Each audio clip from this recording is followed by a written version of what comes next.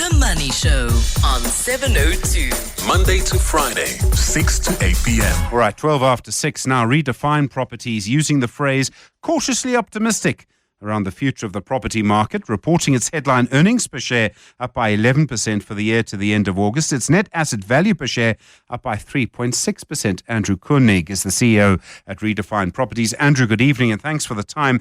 You say Redefine is in a better place now than it was a year ago. What do you think were the major changes? What happened to allow you to improve its position?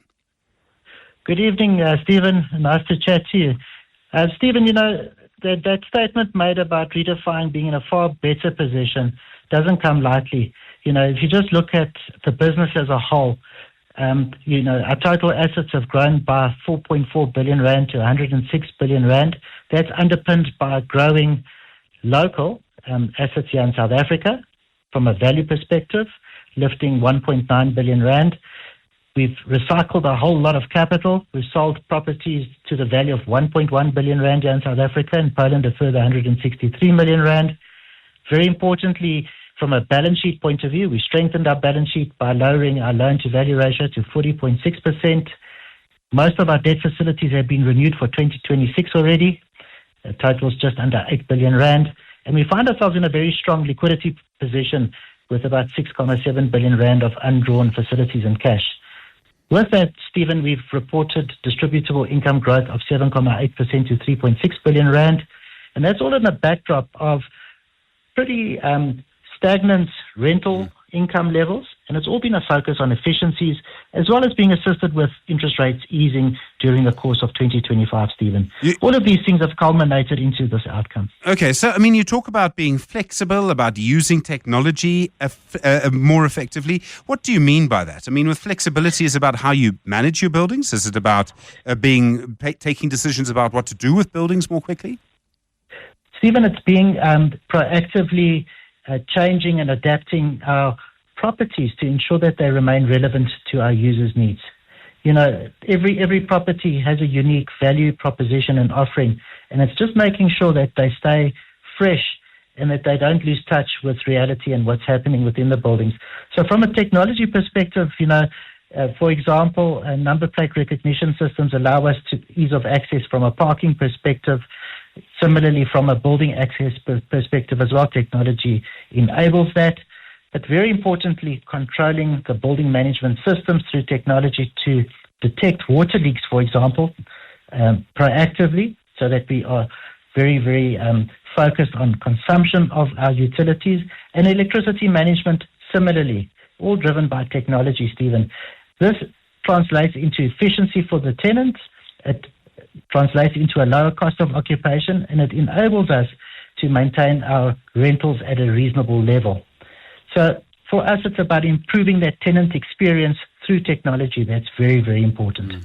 Your occupancy in South Africa is 93.5%. Where are the vacancies? And Andrew, I think this is really a question about Gauteng. It is, Stephen, and you can zone in on Sandton if you like as well. The office sector is the driver or the primary driver of that vacancy level. Our current vacancy in the office space is about 13%. It is really down to about 3 properties that we are, working on having filled. And if we can do that, we will significantly reduce that vacancy level down to single-digit figures. That isn't as easy as it seems, Stephen, given that offices are still in a situation of oversupply, and because it's a services-driven environment, we need to get the economy working to increase the level of demand for services, which will translate into demand for office space. And that's what really will drive that down. Do you think we also have a quality portfolio, so it's not a question of having C and B grade offices that's causing this. This is more a demand situation. Sure. Do you think, sorry to interrupt you, do you think that the work from home kind of practice has peaked? People are going back, maybe hybrid, but people are in the office at least 2 days a week? I think much more, Stephen. I think a lot of people are largely over the flexible policy. It has settled, and I don't think, people are permanently working from home any longer. I think there's a number of senior managers around the country who would prefer their staff back full-time. Can they be back full-time? Practically, possibly no. But I do think if you just look at most of the parking lots within buildings, they are generally full and filling up. So and if you just drive around Sandton in peak hour, you're starting to feel that as well, that there are definitely more people back at the office. And Gauteng's property market generally, Andrew, I mean, from your experience of managing commercial properties, do you see any signs of recovery then? I mean, is there a bit more interest? Do you think we're sort of past the bottom and going up? So I think there are nodes, Stephen, that are doing quite well. I think this whole drive back to the office is benefiting residential or close to residential nodes. For example, Bryanston is doing very well. Rosebank is also in good space. I think in Sandton, you've got basically two halves of Sandton. The one half close to the Gautrain vicinity doing very well. Perhaps the ones further away, not so much. It's all about location, Stephen, at the end of the day, and access to amenities and I suppose it's all about, that work-life balance that everyone is seeking now, that you want, everything to be convenient and basically, it enables you to have a balanced lifestyle. Andrew König, thanks so much. CEO at Redefine Properties, 18 minutes after 6. The Money Show With Stephen Grootes, live on 92.7 and 106 FM. Streaming on the Prime Media Plus app. and DSTV channel 856. Well, a High Court ruling on Friday essentially allows someone who has harvested rhino horn as part of a rhino conservation program or harvested it legally to export that horn and to sell it. It's been a contentious issue for a long time. Some conservationists found that they'd sort of inadvertently created a huge stockpile of horn. At the same time, they're battling to fund the conservation of the rhino. One of the people who's been involved in this for a long time is Dr. Derek Leviton. He had previously been charged with the unlawful possession of rhino horn. Those charges had been previously withdrawn. That was before Friday's ruling, which in fact involved another conservationist. Derek is in our studio now. Derek, good evening. Thanks so much for coming in. I imagine for you, in a way, Friday's ruling is a vindication. It strengthens the argument that rhino horn should be sold. Hi, Stephen. Good evening and good evening to your listeners. First thing I have to say, which is completely inappropriate, is that my wife tells me if I don't say on air that I love her very, very much, I will be sleeping on the couch. So I love my wife very, very much. Never can tell what's going to happen on the Money Show. It's more than just a random vindication. I was intimately involved in this case. This case is the reason that I was arrested. Because as this case drew close to trial, the government got nervous about the case they had in opposition and how weak that was. And the easiest way to address that was to jail me on trumped-up charges. And they were, as you mentioned, indeed dropped on the 13th of August. They were a fraud from the start to the finish. This case is critical because, as you mentioned, it allows those of us who have invested everything we have, our lives, our income, in saving the rhinos. It gives us a path to fund that. It ushers in a sustainable method of conservation where conservation can pay for itself instead of begging at the doorstep every time that corporates come around or asking the public to fund our work. I do want to emphasize that this is not our idea. We took the government to court because their obstruction of this trade was illegal, and we wanted to compel them to honor CITES and South African law, and that's what was ruled on Friday. But the idea itself is over 40 years old. It was pioneered by giants in conservation, the CEO of the Natal Parks Board, Dr. George Hughes, Ian Player, Dr. Ian Player, everybody knows who he is, giants of rhino conservation. And these are the guys who had been asking for legal trade as the means to save the rhinos for a long time. Okay, so when you talk about CITES are the international treaties, the international agreements under which all of this is managed. Correct. Under those agreements, this is legal. Absolutely. Under those agreements, there's an exemption carved out for those of us involved in what is called conservation breeding operations, where we breed rhinos, or it can apply to other species as well, for the benefit of the species. And to encourage us to do that and to help us fund those efforts, there are exemptions baked into CITES that allow us to trade. The government was obstructing that. The court has opened the doors. There are lots of arguments, and as you've expressed, some of them that would allow rhino horn to be sold. But one of the arguments against it is that you essentially keep the market going, right? There's certain people in certain places who think that it, gives them what Viagra would give them.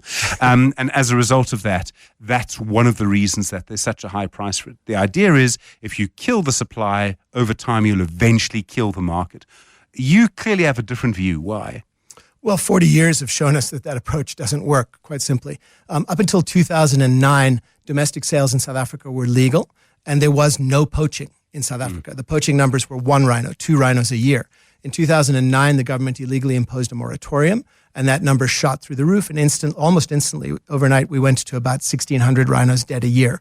We're now down, the government claims, to about 400 a year. But that slaughter has continued while this moratorium supposedly has been in place. The international, the mythology of this international ban has been in place since 1975, and it's done the rhinos no favors. We've seen numbers decline steadily. So we've tried that approach, and we've ridiculed and denigrated Asian consumption. It's not actually Viagra. It's typically, from what I understand, mothers of kids with fevers that believe it will abate the fever, and they're willing to try that. So we've tried to convince people not to use it. That hasn't worked. This market continues. We can choose a market structure that rewards those who slaughter our rhinos while we try to protect them, or we can choose a model that rewards those of us who protect them. The court on Friday said the latter is the better option.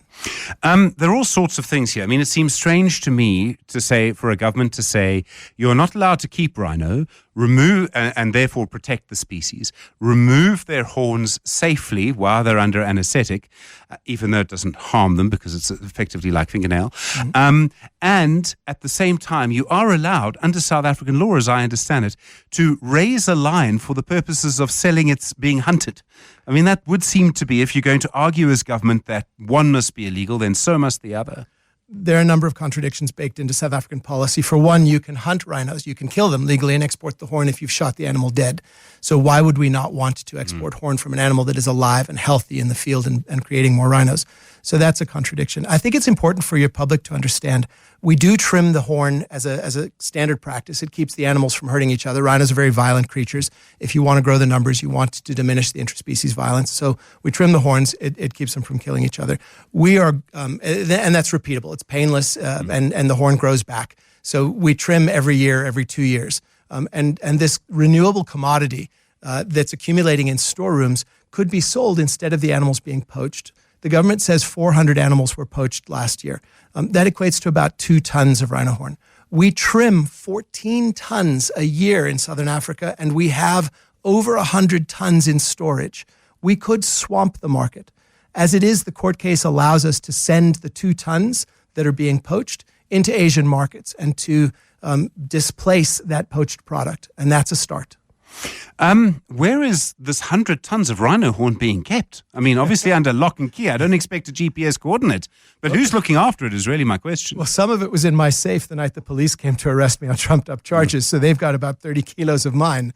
But it's kept in vaults. We're required to subject it to inspections on a regular basis, and we have to have permits, and we have to declare to government where it is. So the horn product that is privately owned, I'm confident, is still in the vaults. The material that is supposed to belong to government has slipped out the back door over years. We're not the only country in Southern Africa with rhinos. We are the biggest one, I suppose. What's the situation in other countries that literally border us? Well, the only one with significant populations is Namibia, and they've done quite well up to date in protecting their rhinos, but the poaching scourge is starting to emerge there as well as our numbers start to get depleted. Botswana has negligible quantities. Eswatini buys 100 rhinos every couple of years from South Africa, and then they get poached out. So it's really just us in Namibia. Thank you very much indeed. Dr. Derek Leviton is a rhino conservationist, as you can hear from his story, intimately involved in this issue. Your thoughts on that on 011 88 30702 021 4460567 voice notes on 072 702 1702. The Money Show. The markets. Tana Mongwe is a portfolio manager at Macro Solutions at the Old Mutual Investment Group. Tana, good evening. Quite a strong update, I thought, from Redefine. The CEO quite bullish. Good evening, Stephen, and good evening to your listeners. Yes, I mean, Redefine had a solid update, and you can actually even see so with the share price performance during the day. And I think we spoke a lot with the CEO on South Africa, and we've seen a good turn in South African numbers, strong occupancy, etc. Strong recovery since COVID levels. But I think, they've got a well-diversified portfolio, but that Gauteng market just still remains a risk. But what's quite nice about Redefine is their global optionality, the international optionality, and we're seeing that turn within Poland, just general recovery in the Poland market, but also management initiatives in terms of driving cost savings that's just improved on operating margins. So overall, I think it was a solid result from the property group. Also a story about how if you invest in technology, clearly for them on their version, it's paying them back. Absolutely.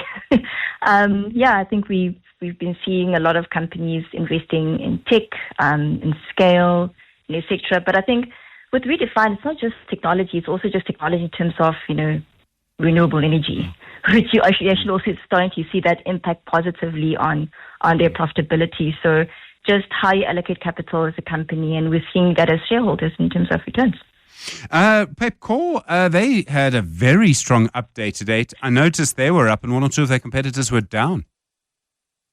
Pepkor had a very good result. I think momentum from the H1 carrying on into the second half results. We're seeing, they're expecting to print 10 to 20% earnings growth with their annual results.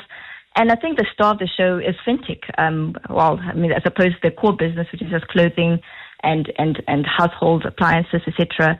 High single-digit growth, but revenue growth about 30% in the fintech business, which was quite solid. And we like Pepkor. It's a highly defensive retailer. They've got strong market positions in that kids entry level segment, and they're growing in that adult segment as well. And they've got a strong national footprint, investing quite well, great capital allocation, good returns. Again, just a good management team investing quite well, and we're seeing it in the numbers. And then Altron, Netstar was the standout for them. Yes. Yeah, unfortunately, Altron share price performance was quite disappointing, despite the platforms business doing quite well. So Netstar and once again fintech doing quite well. We the services business and the distribution business where there was a bit of a profitability hit. So read through from the results, it's just that, corporate SA and public sector has sort of put up the handbrake on IT expenditure. And we don't know how long that's gonna carry on, but they did have a good increase in the dividend, which speaks to, I suppose, management's view of the future and their confidence in the overall business and capital allocation. They spoke to a little bit about, strategic investments into the future. So it's one definitely to see where that ends up. But unfortunately, that IT services businesses and the distribution, that was a tough one. Tana Mongwe, thanks very much indeed. Portfolio manager at Macro Solutions at the Old Mutual Investment Group. Bringing the time to 6:30. The Money Show with Stephen Grootes. Well, still messages coming through about that piece of land, actually. Alexei, he seems to be an architect. He says, I don't know of a single Joburg architect that hasn't at some point proposed a program for the site. We actually suggested a mixed-use cultural development would make the most sense, given the incomparable accessibility and centrality of the site. A large multi-purpose theatre, a major art gallery, and performance art spaces. The city's in dire need of these types of infrastructure because no one goes into the CBD. Alexei, that's a really interesting idea, actually. A proper, kind of almost like a sort of council space. You could have all sorts of things. So if you think, for example, the area around the New York City Library. I mean, the New York Library's been in more superhero movies than almost anyone else.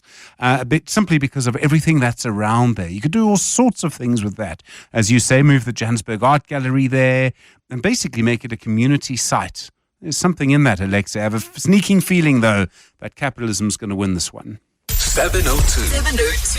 Stephen is on X. At Stephen Grootes. Well, the IT group Altron confirming their headline earnings for the 6 months to the end of August, up by 22%. A strong contribution from the tracking service Netstar. The fintech section is growing strongly too, but Altron is reporting muted investment by companies for its Altron digital business unit.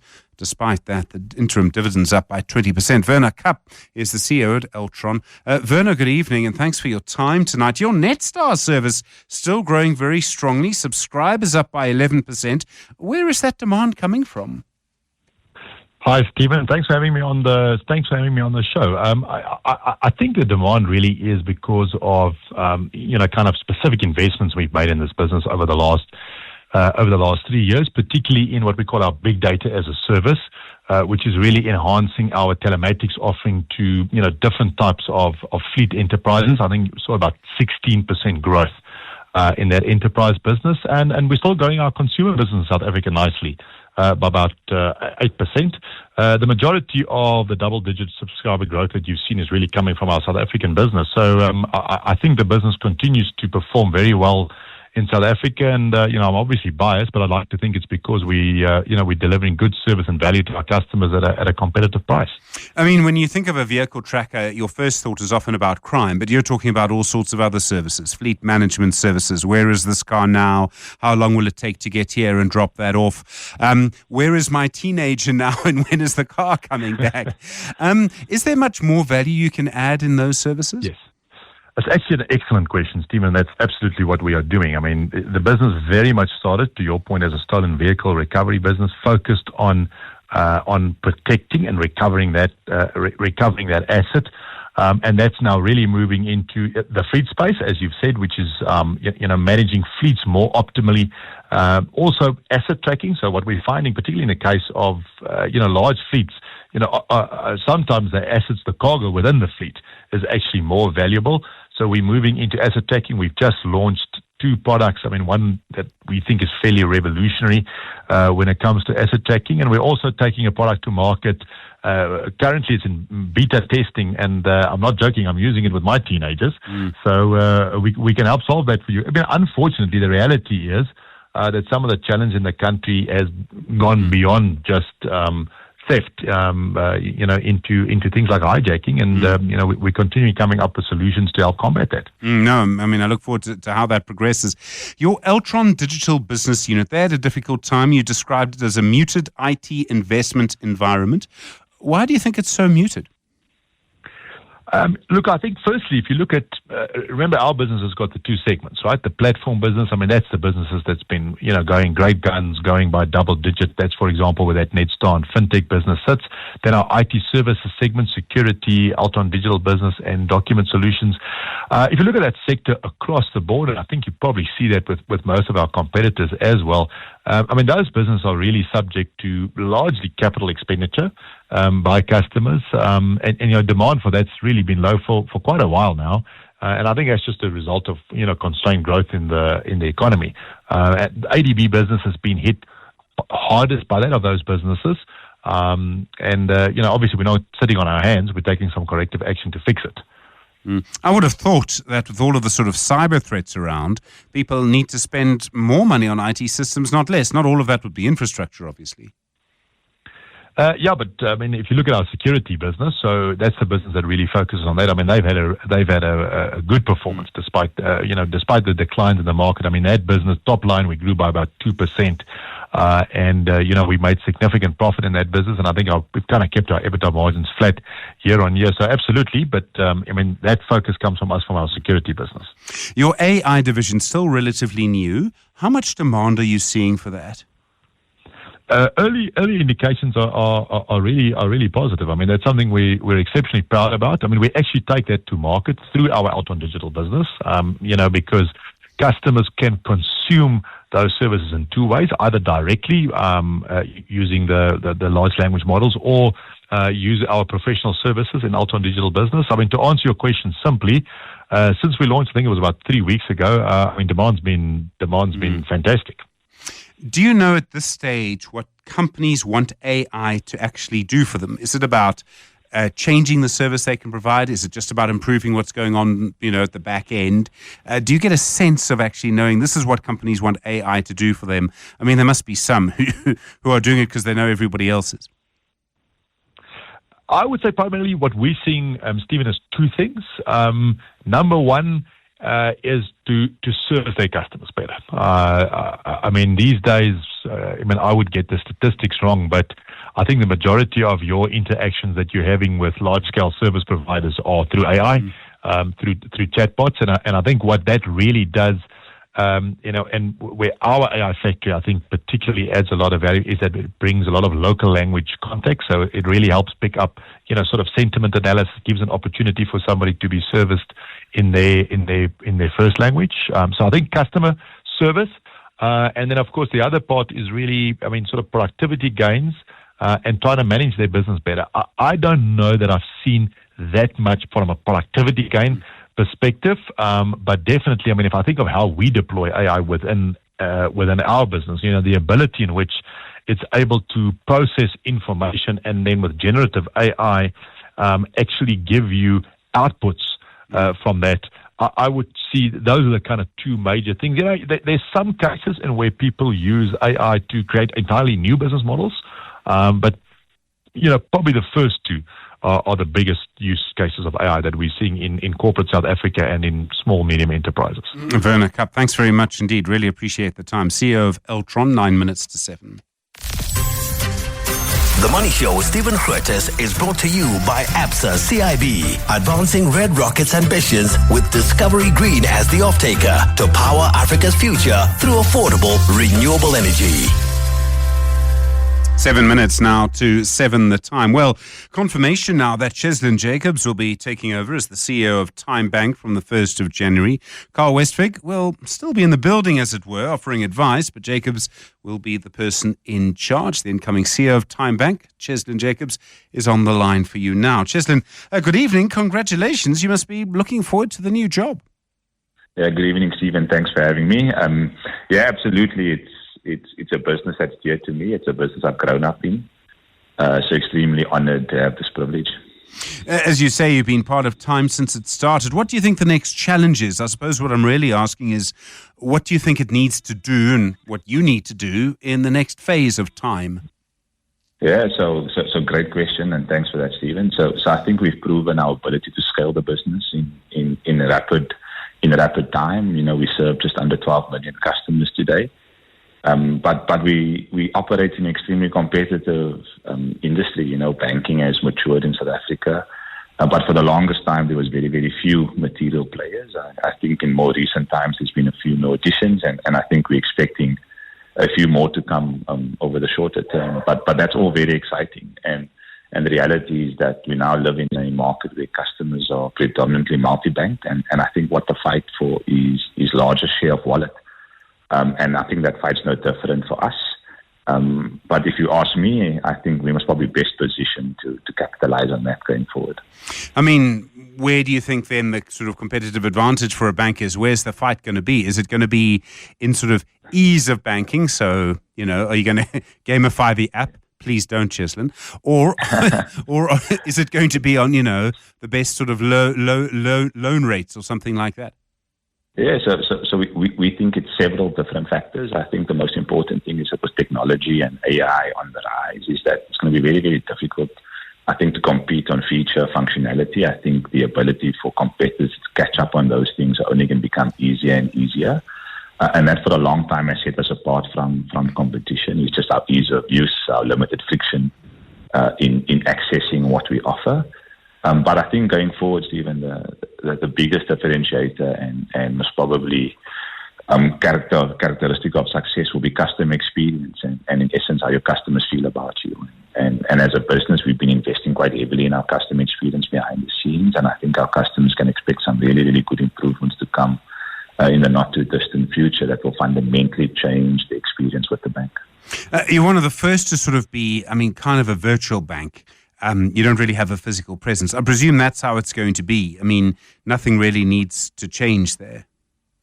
Spot on, and we think that's the future of banking. And And South Africa historically has always been somewhat of a lag economy, call it that, from a behavior perspective. If you just look around the world, some of the biggest banking players today, and you look at the business models they employ, it's identical to ours. And one of our shareholders out from Brazil, Nubank, if you just look at what they're doing in their core markets, if you look at what that business is valued at today, it's clear that that's the future. And again, we're well positioned to capitalize on that.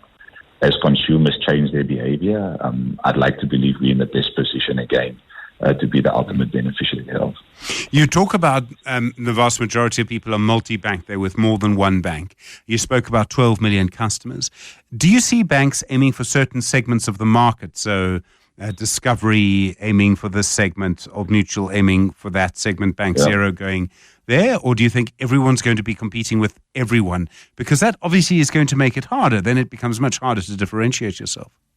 Yes, I actually think the way the country should move is that everybody should compete with everybody. And because the biggest beneficiary of that is the end user. And ultimately, Stephen, you as a customer, when you're the beneficiary of that kind of competition, one should believe that what you're getting is more value than you've ever gotten before, because that's the only way we're going to end up differentiating ourselves. So we believe, again, we're best positioned to deliver the most value to our customers. And like I said earlier, one of our biggest weapons really going into the future is going to be customer experience, and we're making the necessary investments behind the scenes to ensure that we end up head and shoulders above the rest. I mean, one of the big advantages you will have, and one or two of the other newer banks will have, is that your IT infrastructure is basically cutting edge. Now, obviously, that's going to get harder and harder. There are more new entrants, and they'll be coming in after you did, and that makes your job harder. Yeah, it definitely does. But again, as call it the digital first business, we're very aware of that, and we keep our own infrastructure and architecture very, very up to date. It's one of the things in our business that also attracts some of the most talented young engineers, because we're always playing with the newest, smartest, slickest technology. So I think that excites people as well. But like you said, we know that other people can come in and potentially be the same disruptor we were when we entered the market. And we're very conscious about that. So again, we put the things in place to make sure we continue pushing the boundaries both internally and obviously what we offer to our customers. Cheslin Jacobs, thanks very much indeed. Really appreciate it. The incoming CEO at Time Bank. The Money Show with Stephen Grootes. More suggestions coming through on the WhatsApp line about what to do with that piece of land in Sandton. We'll speak to the person who is auctioning it off in a few minutes. But NERSA, I see, over the weekend, well, actually on Friday, lost a case in the High Court around what they have to disclose to you. This is about councils. And you'll recall that NERSA, the energy regulator, had actually argued in court that the council in which you live had no obligation to tell you what it was paying Eskom for the electricity you consumed. In other words, it didn't have to tell you how much of a profit it was making on the electricity it was selling you. I said at the time that was insane. That's not how the Constitution works. The council is a public body. There's no competitiveness here. Essentially, the judge has agreed with all of that and thrown it out. It was just never going to fly. What I hope for, NERSA, if you are at all listening, is please don't bother appealing. It will be embarrassing to have this confirmed. And frankly, if you ask an advocate to stand up and make that argument again, that we as ordinary people should not have the right to know what our council is paying for electricity, you should be embarrassed. You're with The Money Show, 7 o'clock.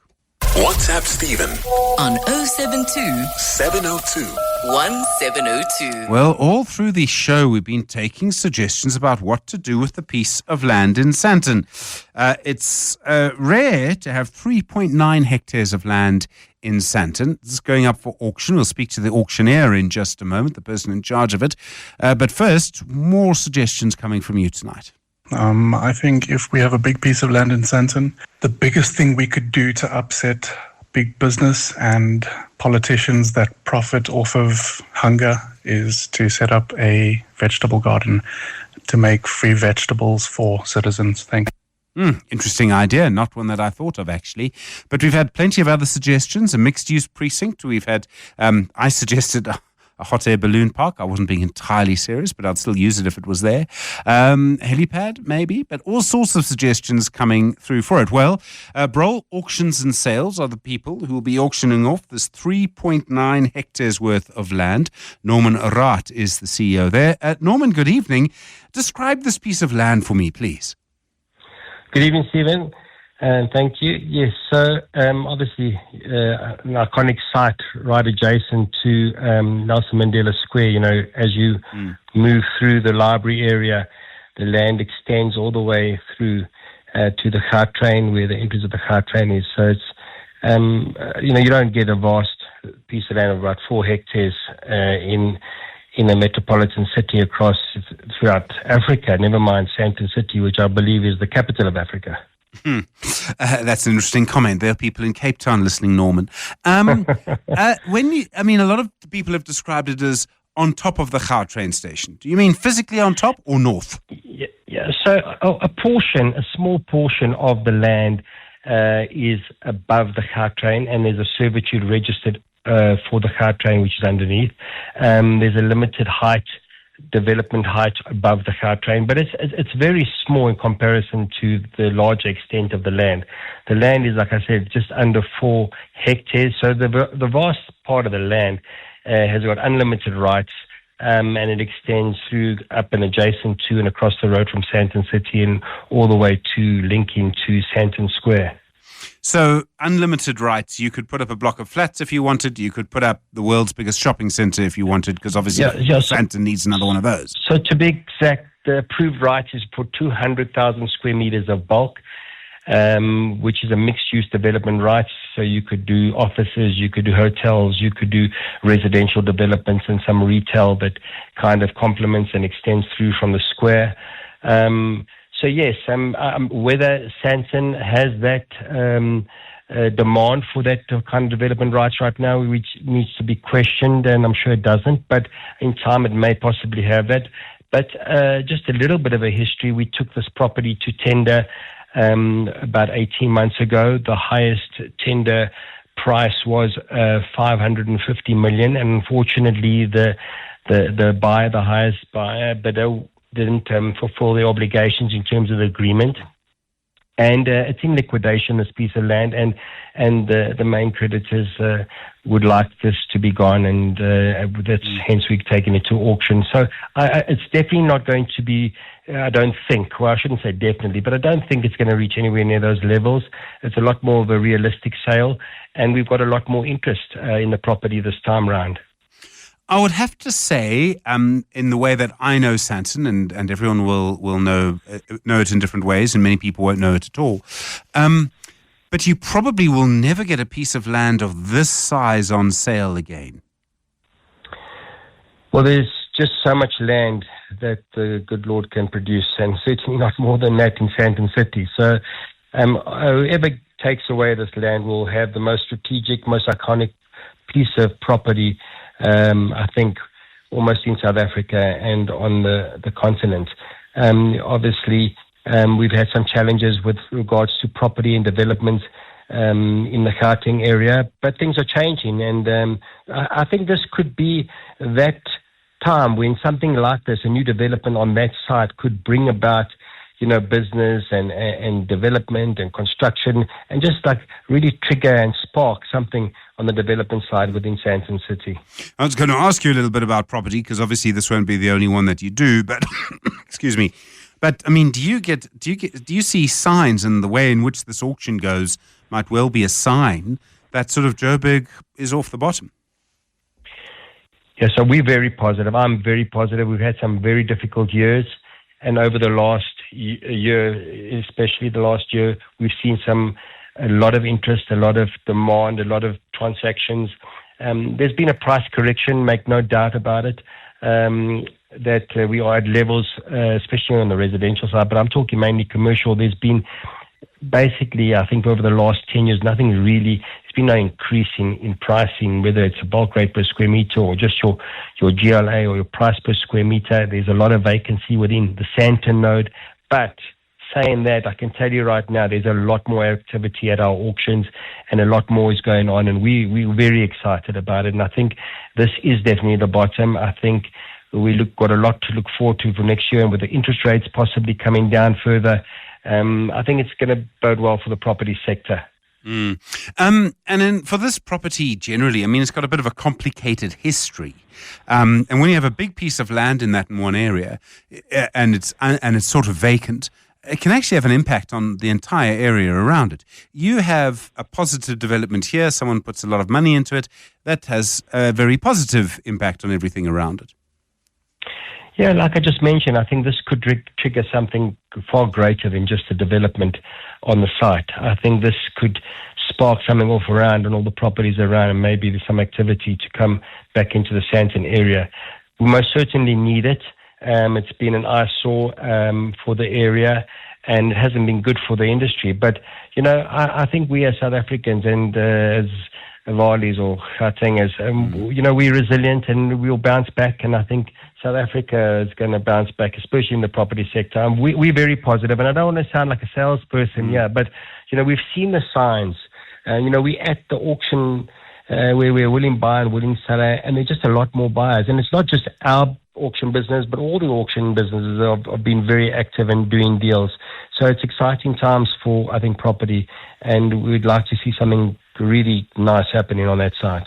Norman Raad, thanks very much indeed, CEO of Broll Auctions and Sales. All right, some more optimism there. You heard Redefine talking about optimism a few moments ago, half an hour ago, about what they're expecting, actually an hour ago now, what they're expecting to happen. There are some signs, if you look at some of the news flow that we've seen over the last few days, maybe the President's big meeting with leaders of the parties in the National Coalition might be a part of that. Be very interested in your feelings about confidence right now on 072 702 1702. Coming up next, I'm not joking, rationality. The Money Show. Business books.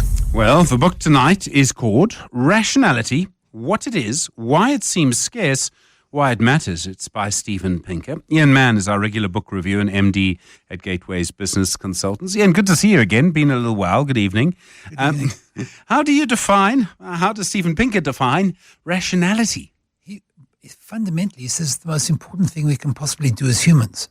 And the key always is we make such a mess. We're so illogical as humans, and we do so many things. It seems to point to the fact that perhaps this idea of a Homo sapiens, which means the smart hominin, is a bit of a misnomer. In fact, we're not all that bright. And what he does, he starts with a very interesting contrast. He looks at the Khoisan, and he looks at these people who've been living under harsh conditions for literally thousands of years. And they are very logical, rational people. They're not people to throw spears at animals. They plan, they think, they use game theory. They use all sorts of not game and animals, but the game theory. And scientists have shown how they really behave incredibly rationally, with the result that they've been able to survive for thousands of years under terrible conditions. So being rational is not a Western thing. It seems like it's a human thing. The question is, how can we have achieved so much? I mean, as humans, we're so smart. We can dump a huge ton of metal on the moon, on Mars, and go and drill and take out some sand. We can do amazing things. When we get back to Earth, we behave like complete idiots most of the time. And his whole thing is, why does that happen? The thing what's so nice about this book, what makes it so interesting, is that it doesn't have to be like that. And that for the most part, irrationality is something that it's almost like the lazy man's out. I'll give you what he does. He quotes a researcher who's been given type puzzles to people, and they look like they're mathematical, but they're not mathematical. They're logical. And even when he's given them to, he's done the study on thousands of university students, including MIT students who really think that they're very mathematically gifted. Out of the 5 questions he gives them, they usually get about at least one wrong. Questions will be something like this. You've got 4 printers. They can print so many pages in this time. If you have 24 printers, how long will it take you to print exactly the same document, and how much time would that take? So, well, if 4 takes 2, multiply it by the division, and you come up with a number. The answer will be exactly the same. That takes us but a moment or two of thinking to be able to see that that's how it has to be. So he says that what happens with people, it's got nothing to do with intelligence. It has much more to do with the fact that we are impulsive and we don't make good decisions. And when you look at how we deal with time, we make very bad decisions in our lives because of impulse. There was a study done, a very famous study done with kids where they gave them a marshmallow, the marshmallow test. And if you didn't eat it now, you could get another one later. Yes. Yeah. He says, we're like that all the time. And we don't save, which is really a safe thing to do, but we do gamble, where you're guaranteed to lose. So we do have all these irrational behaviors. And his whole thing is that it doesn't have to be that way. So, I mean, in a way, it's about deferred consumption, which is really what the Money Show is about. Indeed. I've met some people and come across people and watched some people who I can see are very irrational, and I've found them intensely irritating, Ian. Yes. You understand what I mean? Indeed. I think that the rational, I think what happens with most people that we don't think we should be rational. I'll give you an example. In the United States, about 36% of people believe in haunted houses. Yeah. But only 32% believe in ghosts. Go figure. So, yeah, how does that work? Then you have people who have a dream, and I saw somebody, my friend, and 2 days later I meet the person. Yeah. Dreams obviously have some truth in them. Well, all dreams, or the one by mistake that you remembered, or that you have now. Now people are terrified of tornadoes. I mean, and the thing about tornado, it's photogenic. Yeah. The most dangerous thing, if you had to compare, which is more dangerous to you as a human being, asthma or tornado? Yeah. Asthma by about 25 times is more dangerous. But we're confused about these things. And if we only wanted to be more rational and think more rationally about things, we probably would come up with better better outcomes. Does he explain why it seems scarce? And I mean, I'm interested in particularly this time. He wrote the book 4 years ago. Yes. But the dynamics that we're seeing, particularly in the US, were starting then. I think that if you ask me in general why this happened, it happens through lots of different things, such as some things are photogenic, some aren't. Some things seem immediate, some aren't. Anything that we get used to, we don't worry too much about. So I think that we are easily deluded, and if the only way we can get out of that is making a commitment to wanting to be more rational. And since we don't have a desire to be more rational, the need is there. We just don't have a desire. I think we flip into something which isn't rational. And this is a species, and that's what's so nice about his example from the sand. Human beings are a smart bunch of people, naturally. We just have to learn. And by the way, there's lots of techniques in the book. If I give you one simple example, if you said there's a woman, she goes to protests all the time. Is she a nurse, or is she a socially conscious nurse? And most people say, clearly a socially conscious nurse. But not, because there are more nurses than there are socially conscious nurses. Yes. And if you didn't know who she is, rationality would say choose that. And there's all sorts of other interesting things, including morality. The morality, he shows, is also rational. I can't say, you may not hurt me, you may not hurt my children, and you must feed me, but I can hurt your children. I can not feed you and expect people to believe that. When we start thinking of rationality as a desideratum, I think that's why we'll become much more rational. And the book, I think, is an inspiration. When you talk about impulse, yes, is that also why rationality, also known as saving, yes, is boring? Yeah, if you look at this, time changes a lot of things. Yeah, and on the one hand, people say to you, look, if I eat healthy and it gives me extra years, I'm going to have extra years when I'm really old and I can't even enjoy it. Yeah, so a big deal. So we have all sorts of good reasons not to be rational, and in my lifetime there were foods which we knew were bad for you. You shouldn't have eggs. You shouldn't have this. You shouldn't have that. And now they're good for you. Yeah. So the subtleties of these things are not obvious. And I think that the beauty of reading a book like this is you can see why it's important, but also you can see where the subtleties come in, and you can get around the subtleties. You're more likely to catch yourself saying or doing something irrational. We know for a fact, science has proven this, that the cleanest, safest form of energy known to mankind is nuclear power. Yeah.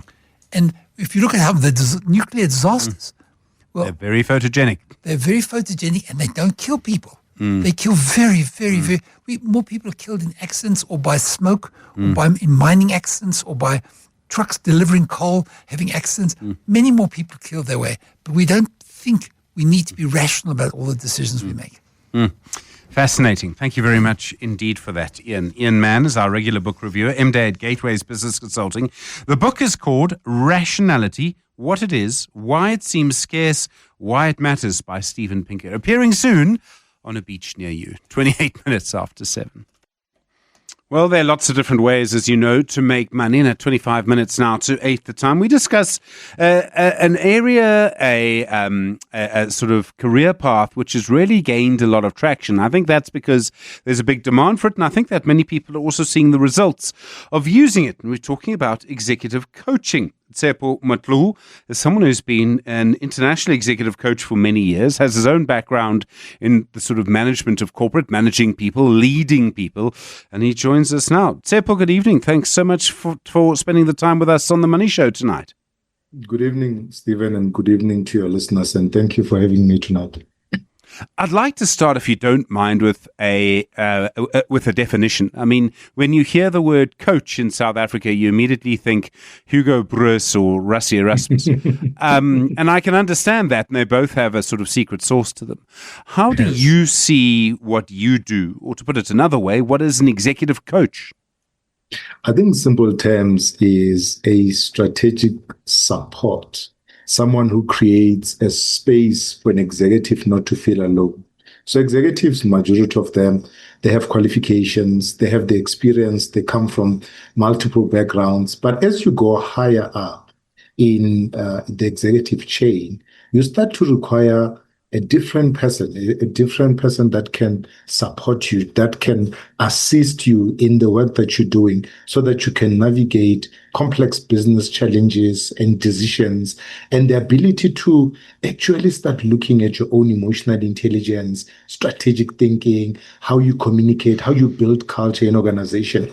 But what we don't do in coaching, we don't advise, so we don't tell executives what to do, but what we do, we work with them cultivating what they know and how we can grow them, helping them to see blind spots and also to be able to look at areas of development. And that's why coaching starts with goal setting. What do I want to improve, or what do I want to do in the next level of my career or positions or power or whatever that the executive will need in the coaching space.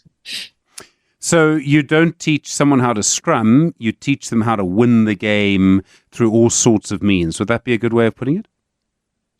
Not really teaching. I would like to use the word support because teaching has, so we transfer the skills.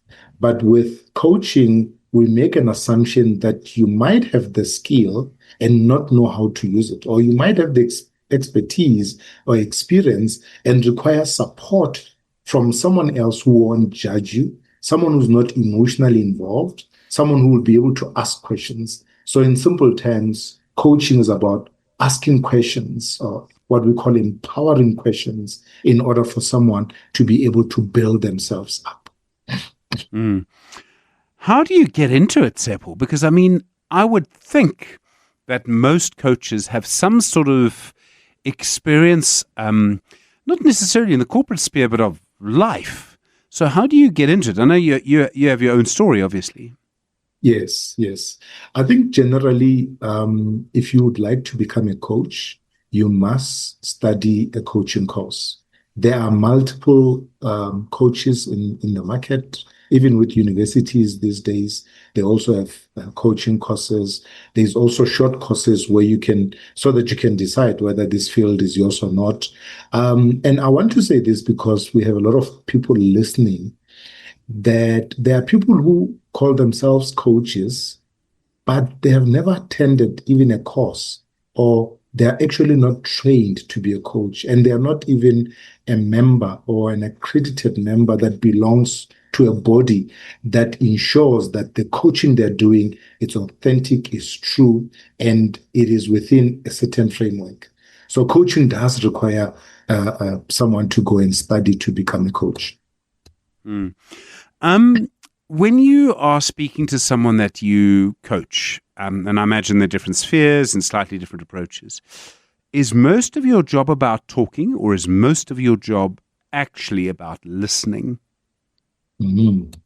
So most of my work as a coach is about listening and exploring. So imagine that somebody is in a cave and they're an expert in how to cave, but then they want someone to look at them from a distance and listen to them and make them feel like they're not alone. So I always say coaching is like a think tank. It's like you are up there as an executive. You don't want to talk to your personal assistant or your junior staff members, but you want to talk to someone independent out of your organization, someone who can be able to show you the blind spots and things that you're not seeing. So I'm there working with this gentleman or lady as they go in and cave, and I'm asking questions. So how far do you want to go? I want to go 15 meters. How are you measuring to make sure that you're going to be there? So those are sort of conversations that we have. So it's called the coaching conversation. How did you get into it, Tsepo? Because you were actually in a leadership position at quite a young age. Yes. So I became a manager at the age of 21, and one of my struggles was blending in the culture and the traditions of how I was raised.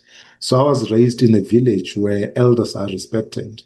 So when I became a manager, I struggled with managing people who were older than me. And by the way, I was the youngest. So it made it difficult. And I met a lady called Karen, who then explained to me about how I can manage better. And she then introduced me to coaching. She introduced me to coaching, I would say, around 2003. And I thought, okay, I don't understand this concept. But what I started doing was to start researching first. And that's how I got into coaching. So 2013, that's when I did my first life coaching course. By the way, Stephen, I just want to make a comment when you said, so you could become a coach, let's say a life coach, because you have life experience. And that's what I thought. And when I went to do my life coaching course in 2013, I found that, wow, it was actually different. I didn't actually need to use my experience, but it is about the experience of the person I'm coaching.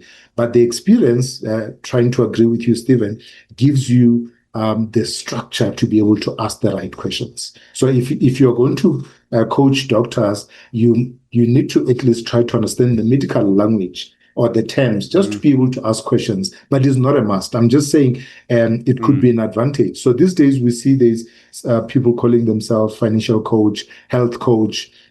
We're seeing so many coach terms coming up, and they're being specific to say, I coach people on this, on that. But majority still do the telling, which then basically just removes the term coaching or differentiate it from the trained coach with a self-made coach. So this is about, in a way, legitimacy, or to put it another way, why should I listen to you, right? Yes. And if you have the experience, I mean, that kind of stuff is easy. Do you have to convince someone who's maybe older than you, someone who has a lot more life experience, someone in a very senior position that you've never been in? Do you have to prove or display, maybe is a better word, show why they must take you seriously? It does happen, Stephen. And I think I want to say to those that are listening, if you're an executive or a manager, that it is said when you have a great coach and you actually start to question the experience and qualification. And then it's of course it's okay these days because we have so many people who are not coaches. But I just want to say that we have great coaches who actually can coach, and it's okay to question. But then don't make a mistake to say, I'm a general manager, I want to become a CEO. Therefore, if you have never been a CEO, you cannot coach me. In my case, I will say, luckily, I've worked myself up to an executive position. I've also been, I've sat in 2 boards, also as a chairperson of a board. So that experience, yes, then talks for me. But I've met other younger coaches or same age as me who might not have been exposed like me, but actually they have the right experience in terms of coaching. So yes, it does help in terms of the experience and qualification, but it shouldn't be like the only thing that we question. No, sure. I mean, I remember the first time I went to a doctor that was younger than me, and it was fine because they were a doctor, if you know what I mean. But there is that funny moment. You spoke about, and you mentioned how you were a manager at 21, the youngest person in the room, and how difficult that was. I wonder if our society has changed quite a lot, and I don't think that's so rare now. Do you think that that age sort of issue where people don't want to be led or managed by a person younger than them, it might still be there, but it's kind of less of a thing? Yes, it's still there, unfortunately, in certain industries. And just to say, maybe linking your last question and this question, I also had an older person question me as a coach to say, at your age, I don't think you could be able to coach me. And we are seeing that even in careers. I'm tempted to mention the industries, but I don't want to do that because most of them are my clients. But there are certain industries when you go on site and you can see that this young person is 26 and is a manager of people who are in their 40s and 50s.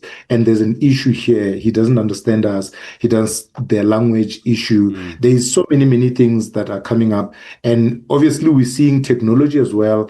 It's not really helping us. Technology is supposed to enable us to become efficient, effective.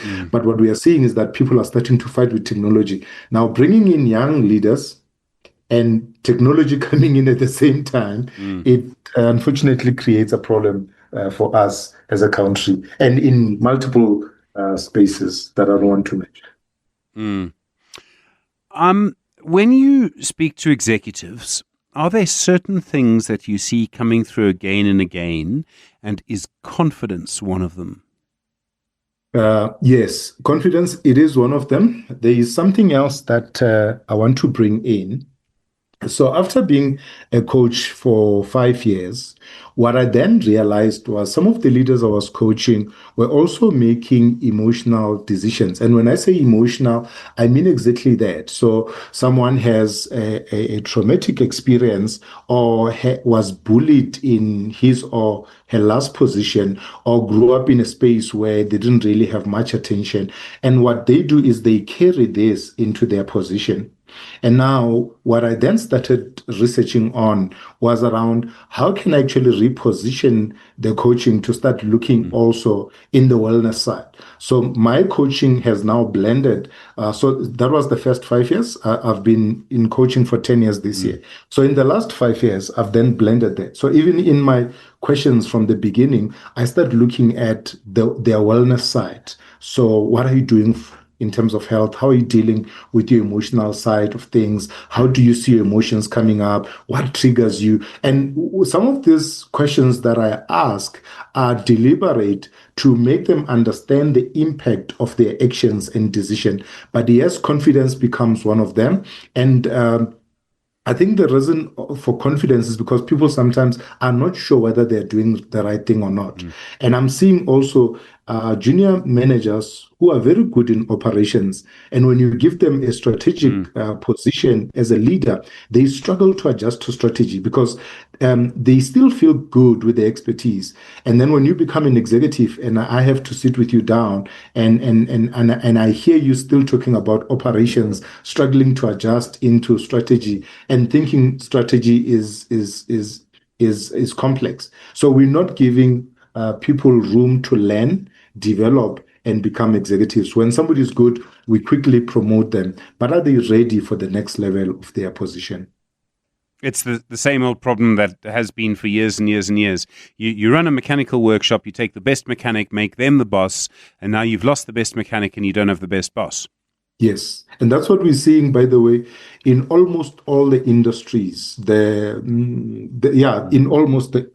Yeah, I don't want to talk about the industries. Yeah, but in so many industries where I go. So I also do team coaching and executive coaching. The team coaching and groups. So this is where we have group of leaders together or group of managers together. Then we have this blended one where we would have like junior staff members up to the higher level in a one coaching room, just to get them to interact, communicate, so that the guys can learn. And that's when you start to pick up these things that a senior person is trying to compete with us, junior staff members, in terms of knowledge. And at that level, we're no more looking at knowledge. We're looking at the heart for the people. We're looking at, can you make people feel connected to their job? Can you create a culture that is welcoming? Can you really foster change in the organization that makes people feel like they belong, feel like this is where I could serve? But once you start competing with them, you might actually become toxic by mistake. So it's those small things that we have to carefully look at. And in the work that I do, then that's how I blend in the whole thing, so that senior leaders can start to look at themselves as the heart of the organization and how they can lead others and ensure that there is a culture that is a common culture that is agreed to by everyone working in the organization. We're speaking to the executive coach tonight, Tsepo Motlu, on how I make my money. The Money Show. How I make my money. 7 minutes to 8. Tsepo Motlu is an international executive coach, years of experience in this field. Tsepo, when you are doing something like this, do you have to be genuinely interested in people? This is not something you can fake. People would know. You have to actually be interested in their stories, in their issues. You have to be interested in their success too. Otherwise, it's just surely not going to work. Yes. Presence is everything in coaching. And earlier you used the words listening. So those two are very, very important. Sometimes you even have to mimic the facial expressions, the tone of voice, and how you connect, because we always say coaching is about chemistry. So do I connect with you that I can be open enough and talk without fear? So indeed, presence is everything, and being able to really listen. And most of the times with the work that we do, we also paraphrase back. We also sometimes invite listening. So sometimes in my session, somebody could say, that really hurt me badly. And I could reflect it back to them. And I say to them, I hear that this really hurt you badly. How bad? So it's being able to make the person also feel connected to their own emotions, but most importantly, helping them to break through and saying, hey, so how do we move from here? I suppose one of the things that you're trying to do, and tell me if I get this right, is you're trying to help someone find almost their inner voice. So someone could be very successful, doing nicely, but think to themselves, I'm not actually quite there yet, but not know where there is. I felt that at times. I'm sure almost everybody who's sort of been in a career a long time has. Do you see that as part of your job? You spoke about achieving goals.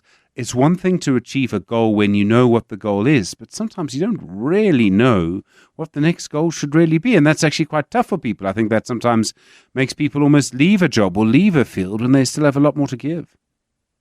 Yes, I think self-fulfillment, Stephen, is very important for all of us. And sometimes we grow fear, we grow doubt. And sometimes we want to be told that you have done well. We want to be celebrated. And when that doesn't come, and always what comes up is discipline, then it creates more problems. So are we seeing this a lot in coaching? Yes, we do. And it's something that people have to work on. One of the reasons, Stephen, that I decided in my coaching work to introduce things like walking with Tsepo or hiking with Tsepo was because of things like that. Being able to remove people from their comfortable boardroom, from their comfortable chair into doing other things. And in the last 3 years, I've also blended in mindfulness in my session. And the reason for that is one day I sat down and I realized what we are trying to deal with here is a person. And at the end of the day, let's be honest between me and you. One day, we will not be able to do the things that we're doing today. We'll get old. The cars that we love so much, we might not be able to drive. The houses that we want to have, the big houses, we might not even be able to step on them, maybe because of aging. So what do we have now that we can be proud of having in our life? What legacy are we building? Something that can make us proud. What if I don't have to wait for gratitude from others? What if I don't have to wait for somebody else to validate my work and say, Stephen, that was a great show? If people are quiet, it's a great show. The only time we know it's a bad show is when people complain. And that's exactly what is happening. But do we need appreciation? Yes. Do we need empathy? Yes. But what if we don't get it? That means the legacy we're building should be beyond how people are reflecting in us. Because what we are building is something that we might never see the impact of. We are impacting people every day. There are words that you might have spoken in 2 minutes that might impact somebody for the rest of their life. But then, do we need validation? Sometimes we do, but sometimes we don't. So yes, it does happen in the work that we do where people start to doubt themselves. They're not sure about what they're doing. And then they start to have anxiety, and then it impacts their performance. Then they get disciplined, then they pick up again. It's also about trust. I mean, you made the point right at the beginning that people need someone to talk to because they're often sort of alone. You might have the best office, but, it's the corner office, but you're alone in it because the decisions rest with you, the direction of the company or whatever rests with you. That feeling of loneliness can be fatal. Yes. I have met leaders who don't know what to do next. And the leader is open to me to say, Tsepo, to be honest, I don't know what to do next. I feel like this organization is going down and I don't know what to do. And you can see that he's scared. And he or she is scared and the board is waiting. And that's why I like how we started the interview with sports. That is why in sports, when a certain team loses, they fire the coach. Yeah. And when organization underperform, they fire the leader. And this has become practical. So each and every leader then needs to talk to someone they can open up with, they can trust, someone that they believe has their back. I coach leaders in and outside of South Africa. Yes, we're going to have to leave it there. I'm so sorry. Tsepo Motlu, thank you, the International Executive Coach on How I Make My Money.